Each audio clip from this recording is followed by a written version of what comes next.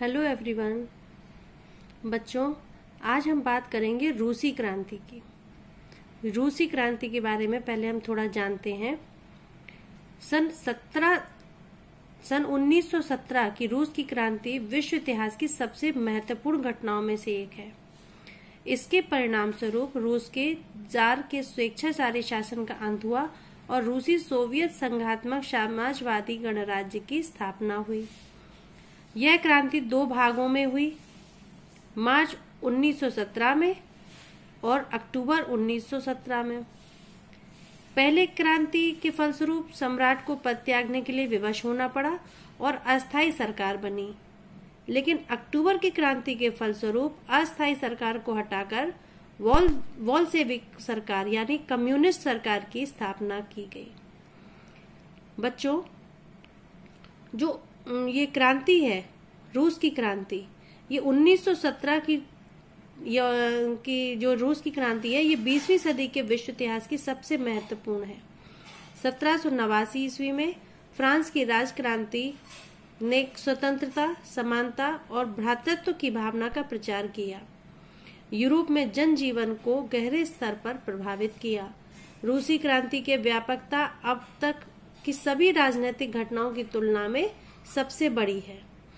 इसने केवल निरंकुश, एकतंत्री, स्वेच्छाचारी, जारशाही शासन का ही अंत नहीं किया, बल्कि कुलीन जमींदारों, सामंतों और पूंजीपति आदि आर्थिक सामाजिक सत्ता को भी समाप्त करते हुए विश्व में मजदूर और किसानों की प्रथम सत्ता स्थापित की।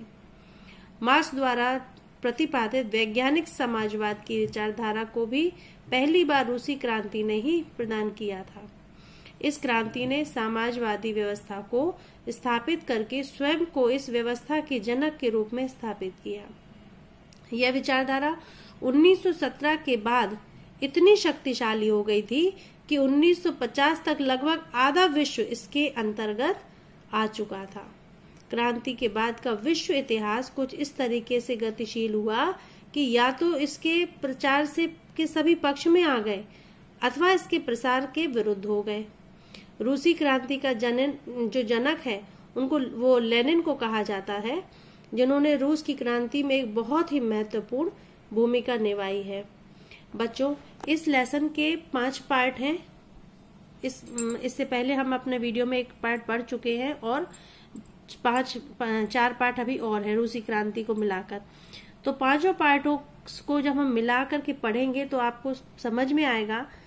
जो हमने आपको बताया है कि इसमें अभी जो फ्रांस की राज्य क्रांतिकारियां थीं और जो इसमें सोवियत संघ का जो था, रूसी सोवियत संघात्मक वो जो समाजवादी गणराज्य कैसे स्थापित हुआ, लेनिन की क्या भूमिका है, ठीक है, ये सब चीजें हम पांचों पाठों को पढ़ने के बाद ही समझेंगे।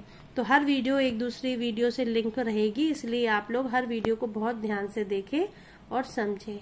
चलिए शुरू करते हैं हम अपनी रूसी क्रांति। बच्चों, रूस को यूरोप के सबसे पिछड़े राष्ट्रों में गिना जाता था। जो सन 1917 की जो अक्टूबर की सफल क्रांति थी, उसके माध्यम से रूस की सत्ता पर किसने कब्जा कर लिया था? समाजवादियों ने कब्जा कर रखा था। फरवरी 1917 में राजशाही के पतन और अक्टूबर की घटनाओं को ही हम अक्टूबर की क्रांति के नाम से जानते हैं। तो जो रूसी साम्राज्य था 1914 का, उसके बारे में देख लेते हैं। सन 1914 में जो रूस और उसके पूरे साम्राज्य पर किसका अधिकार था, किसका शासन था? निकोलस द्वितीय का। मॉस्को के आसपास के पूरे क्षेत्र जो क्षेत्र थे, जो आज का फिनलैंड, इसमें दिया हुआ है कि जो Finland, Latvia, Lithuania, Antonio, Poland, Ukraine, Belarus के ये कुछ क्षेत्र थे जो रूसी साम्राज्य के अंग बन चुके थे।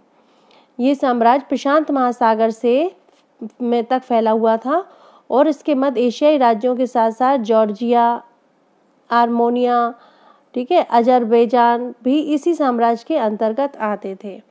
तो ये जो साम्राज्य था, ठीक है, ये इसके अंतर्गत में कैथोलिक, प्रोटेस्टेंट, मुस्लिम और बौद्ध लोग भी सम्मिलित हो चुके थे इस साम्राज्य के अंदर।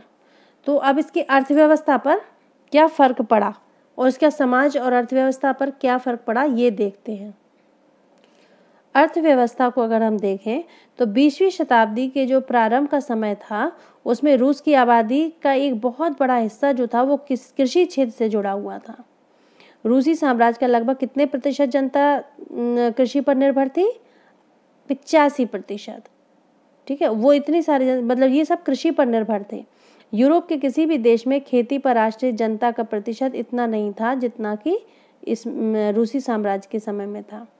उदाहरण के लिए फ्रांस और जर्मनी में खेती पर निर्भर आबादी 40-50% से अधिक नहीं थी। रूसी साम्राज्य के किसान आवश्यकताओं के साथ साथ बाजार के लिए भी पैदावार करते थे। रूस अनाज का एक बड़ा निर्यातक था। रूस जो था वो बहुत बड़ा निर्यातक था।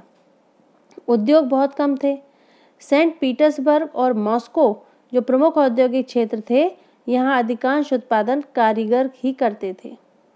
लेकिन कारीगर की जो वर्कशॉप के साथ साथ बड़े बड़े कल कारखाने जो भी थे, ठीक है, या जो बहुत सारे कारखाने भी उनके पास थे जो बहुत 1890 के दशक में चालू किए गए थे, जब रूस रेल नेटवर्क का विस्तार कर दिया गया था। उस समय रूसी उद्योगों में विदेश निवेश को भी तेजी से बढ़ावा मिल रहा था। इन कारणों के चलते बहुत कुछ ही वर्षों में रूस के कोयला उत्पादन में दुगना और स्टील उत्पादन में 4 गुना, ध्यान दीजिए यहाँ पर, कोयला में 2 गुना और स्टील उत्पादन में 4 गुना वृद्धि हो गई थी। 1900 तक कुछ इलाके में तो कारीगरों और कारखाना जो मजदूरों की संख्या थी वो लगभग बराबर हो चुकी थी। अधिकांश जो कारखाने थे वो उद्योगपतियों की निजी संपत्ति बन चुकी थी। मजदूरों को कम वेतन मिलता था। कम पाली उनके लिए निश्चित करी गई थी कि वो मतलब इस बात का ध्यान रखें कि सारे विभागी जो बड़ी फैक्ट्रियों पर नज़र रखते थे उन्हें समय मतलब वेतन कम दिया जाता था। लेकिन फैक्ट्री इंस्पेक्टर भी नियमों के उल्लंघन को रोक पाने में असमर्थ था। कारीगरों की इकाइयां वर्कशॉप में काम करने की जो पाली थी वो 15 घंटे तक ही ली जाती थी, जबकि कारखानों में मजदूर आमतौर पर 10-12 घंटे की पालियों में काम करते थे। मजदूरों में रहने वाले के लिए भी कमरों से लेकर डॉर्मेटरी तक तरह तरह की बहुत सारी व्यवस्थाएं मौजूद थीं। अब इनमें क्या हुआ कि मजदूर और किसान दोनों की स्थितियों के बारे में बताया गया है। मजदूरों की स्थिति क्या थी? सामाजिक स्तर पर तो मजदूर बटे हुए थे। कुछ मजदूर अपने गांव के साथ अपने गांव के साथ गहरे संबंध बनाए हुए थे। बहुत से मजदूर स्थायी रूप से नगरों में ही बस चुके थे। उनके भी योग्यता का काफ़ी अंतर था। सेंट पीटर्सबर्ग के एक धातु मजदूर ने क्या कहा था कि धातुकर्मी मजदूर ने स्वयं को साहब मानते थे। उनके काम में अधिकांश प्रतिशत और निपुणता की आवश्यकता जो रहती थी, क्योंकि उन्हें उनकी आवश्यकता रहती थी। ठीक है, तो वो क्या कहते थे? धातुकर्मी मजदूरों को खुद का साहब मानते थे। जो मजदूर थे वो खुद को अपना साहब मानते थे, क्योंकि ज़्यादातर प्रशिक्षण और निपुणता की ज़रूरत जो उनको ही रहती थी, उन्हीं की होती थी। 1914 में फैक्ट्री मजदूरों में महिलाओं की संख्या 31% थी, लेकिन पुरुष मजदूरों की तुलना में वेतन कम मिलता था। मजदूरों के मध्य मौजूद अंतर पहनावे व्यवहार में दिखाई देता था। मजदूरों को बेरोजगारी और आर्थिक संकट के समय एक दूसरे की सहायता करने के लिए संगठन बना लिए थे, और ऐसे संगठन बहुत कम थे। लेकिन किसानों की स्थिति अब क्या थी? अब हम देखते हैं कि किसानों की क्या स्थिति थी। देहात की ज़्यादातर जमीन पर किसान खेती करते थे। अधिकांश भूमि किसानों की में थी, वो उन पर ज़्यादा खेती करते थे। लेकिन विशाल संपत्तियों पर सामंतों, राजशाही और ऑर्थोडॉक्स चर्च का ही अधिकार था। मजदूरों की तरह किसान भी बटे हुए थे। किसान बहुत धार्मिक स्वभाव के थे। इक्का दुक्का अपवादों को छोड़कर सामंतों, नवाबों से बिल्कुल सम्मान नहीं करते थे। नवाबों और सामंतों के जो सत्ता और हैसियत मिली थी वह लोकप्रियता की वजह से नहीं, बल्कि जार के प्रति उनकी निष्ठा और सेवाओं के बदले में मिली थी। किसके बदले में मिली थी? जार के प्रति सेवा और निष्ठाओं के बदले में मिली थी। यहाँ तक की स्थिति फ्रांस जैसी नहीं थी, यहाँ की जो स्थिति वो फ्रांस जैसी नहीं थी। फ्रांसीसी क्रांति के दौरान ब्रिटेन के किसान न केवल नवाबों का सम्मान करते थे बल्कि क्या करते थे, नवाबों मतलब उनसे सम्मान नहीं करते थे, उन्होंने नवाबों को बचाने के लिए बाकायदा लड़ाइयाँ भी करते थे। इनके विपरीत रूस के किसान चाहते थे कि नवाबों की भूमि छीनकर किसानों में बांट दी जाए। तो इस प्रकार से 1902 में दक्षिणी रूस में ऐसी घटनाएं बढ़ने लगीं, उनका पैमाना और घटने लगा।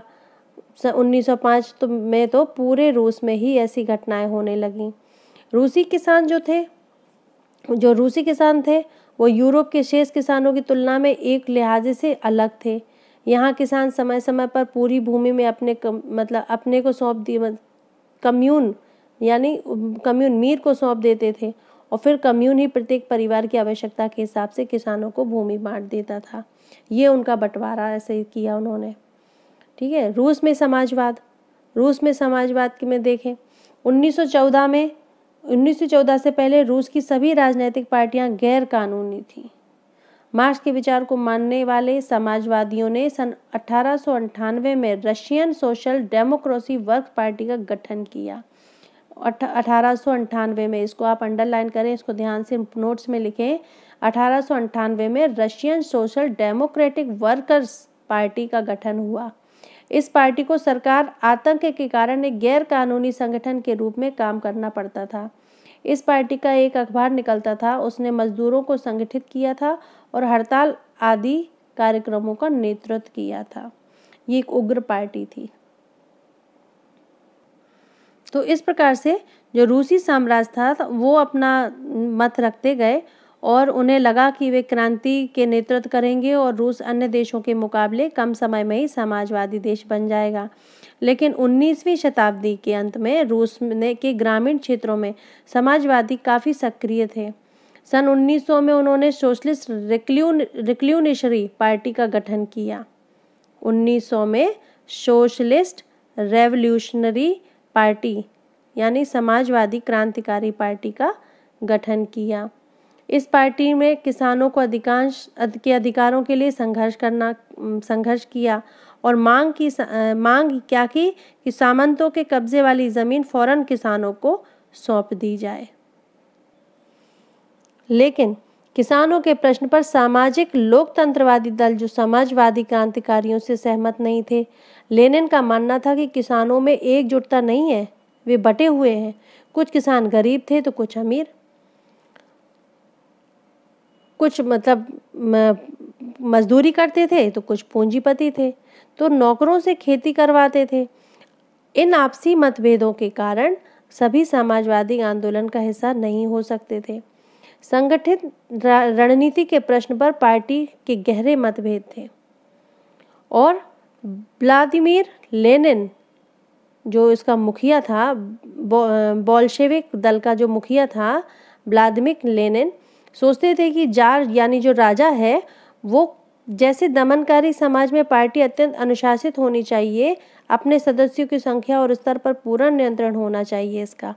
दूसरा दल ये मानता था कि पार्टी के सभी सदस्यों को सदस्यता भी दी जानी चाहिए। तो यहाँ मतभेद होने लगे थे। तो हमने अभी क्या देखा कि रूसी किसान समय समय पर अपनी सारी जमीनों को अपने कम्यून यानी मीर को सौंप देते थे और फिर कम्यून ही प्रत्येक परिवार की आवश्यकताओं के हिसाब से किसानों को जमीन बांटता था। बोल्शेविक रूस के औद्योगिक श्रमिकों का एक राजनीतिक पार्टी था जिसका नेता व्लादिमीर लेनिन था। ये हमने अभी देखा इसमें, ठीक है। व्लादिमीर लेनिन जो था वो इसका मुखिया था। बोल्शेविक रूस के औद्योगिक श्रमों की एक राजनीतिक पार्टी बनी थी, उसका ये मुखिया था। यह गुट क्रांतिकारी विचारधाराओं में विश्वास रखता था, ठीक है। और मेंशेविक रूस के औद्योगिक श्रमों का एक राजनीतिक दल था। मेंशेविक जो है ये रूस के औद्योगिक श्रमों का एक राजनीतिक दल था। जो केरेस्की, इस दल का जो उसका नेता कौन था, केरेस्की नाम का एक व्यक्ति था जो इसका नेता था। मेंशेविक फ्रांस व जर्मनी के राजनीतिक दलों की तरह देश में निर्वाचित सदस्य की स्थापना करना चाहता था। तो ये हमारे पॉइंट्स थे जिस पर ये लेसन बेस्ड था। अब इसमें बहुत सी चीज़ें, जैसे रूस की संसद, जो संसद है उसका नाम क्या है, ड्यूमा। ठीक है, तो पहली बार इसका गठन 1905 में हुआ, जो हम इसके बारे में अब आगे पढ़ेंगे। जार निकोलस द्वितीय ने इसकी समिति में, मतलब इसे एक सलाहकार समिति के रूप में बदल दिया था। तो रूस के जार की सेना जो थी वो रूसी स्टीम रोलर कहा जाता था उस सेना को। रूस की जो जार की सेना थी उसे रूसी स्टीम रोलर कहा जाता था। यह विश्व की सबसे बड़ी सेना थी। आगे चलकर इस सेना ने रूस के क्रांतिकारियों के समर्थन देना शुरू कर दिया, जिससे जार की सत्ता का अंत होता चला गया।